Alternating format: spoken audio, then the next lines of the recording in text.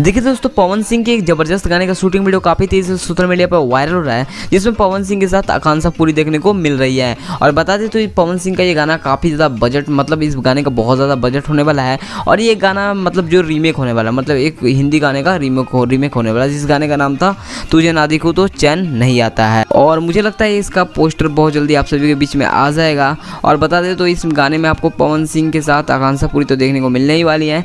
And Pawan Singh की एक पुरानी जोड़ी मतलब कल्पना जी, जिनके आवाज़ में ये गाना आएगा, पवन सिंह और कल्पना जी की आवाज़ में ये गाना आने वाला है। और बता दें तो मतलब ये उसी चैनल पे आएगा जिस चैनल पर पवन सिंह का एक गाना पहले ही आया था, तुमसा कोई प्यारा कोई मासूम नहीं है, उसी चैनल पर आएगा, यानी टिप्स भोजपुरी के यूट्यूब चैनल से ये गाना आएगा। तो वीडियो को यहीं पे करते हैं ख़त्म। और आप लोग चैनल पर पहली बार आए हो तो सब्सक्राइब कर लेना एंड वीडियो को भी लाइक कर देना। और बता दें तो यहाँ पर आपको पवन सिंह की अपडेट मिलती रहती है, तो कमेंट सेक्शन में जरूर बताना कि आप इस गाने का कितना इंतजार कर रहे हो। मिलते हैं किसी नेक्स्ट वीडियो में, तब तक के लिए जय हिंद जय भारत।